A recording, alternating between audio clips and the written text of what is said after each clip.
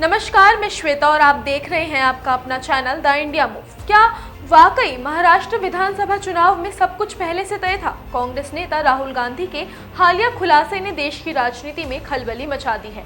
उन्होंने एक अखबार में लिखे अपने लेख के जरिए दावा किया है कि महाराष्ट्र में 2024 के चुनावों में जो हुआ वो मैच फिक्सिंग से कम नहीं था। राहुल गांधी ने साफ शब्दों में कहा कि बीजेपी ने लोकतंत्र को कमजोर करने की सुनियोजित साजिश रची है और इसके जरिए महाविकास अघाड़ी को हराया है।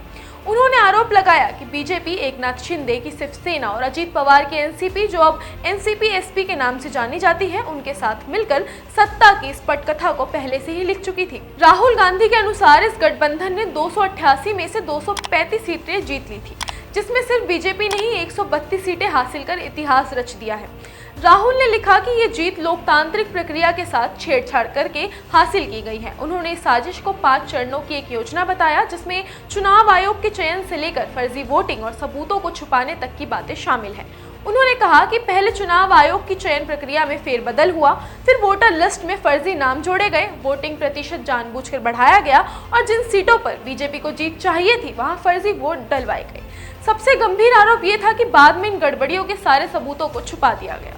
उन्होंने ये भी कहा कि ये कोई मामूली गड़बड़ी नहीं बल्कि चुनाव प्रक्रिया को झकझोर देने वाली साजिश है। राहुल ने केंद्र सरकार पर भी सीधा निशाना साधते हुए कहा कि 2023 में चुनाव आयोग की चयन समिति से मुख्य न्यायाधीश को हटाकर उसमें एक केंद्रीय मंत्री को जोड़ना बिल्कुल गलत था। इससे चुनाव आयोग की निष्पक्षता पर सवाल उठते हैं। उन्होंने पूछा कि अगर निष्पक्षता जरूरी है तो फिर एक मंत्री को क्यों जोड़ा गया? बीजेपी ने इन आरोपों को सिरे खारिज करते हुए राहुल गांधी पर पलटवार किया। बीजेपी प्रवक्ता तुहिन सिन्हा ने कहा कि राहुल गांधी एक बार फिर देश की संवैधानिक संस्थाओं को बदनाम करने की कोशिश कर रहे हैं और चुनाव आयोग पहले ही इन सभी बातों पर सफाई दे चुका है। तुहिन ने यह भी जोड़ा कि चुनावों में वोटर संख्या बढ़ाना सामान्य प्रक्रिया है और ऐसा कर्नाटक में भी हुआ था, जहां कांग्रेस ने जीत हासिल की थी। राहुल गांधी ने यह भी दावा किया कि 2019 से लेकर 2024 तक वोटर संख्या में 31 लाख की बढ़ोतरी हुई, लेकिन अचानक नवंबर चुनाव से पहले महज 5 महीने में 41 लाख नए वोटर कहां से जुड़ गए। वहीं चुनाव आयोग ने अपनी सफाई में कहा कि ये बढ़ोतरी युवाओं की भागीदारी और व्यापक मतदाता पंजीकरण अभियान की वजह से हुई थी, लेकिन राहुल गांधी इस तर्क से बिल्कुल भी संतुष्ट नहीं है। इस बीच ये विवाद और गहरा हो गया, क्योंकि गिरिराज सिंह जैसे बीजेपी नेता अब तेजस्वी और राहुल पर पलटवार करते हुए पुराने मुद्दों को उछाल रहे हैं।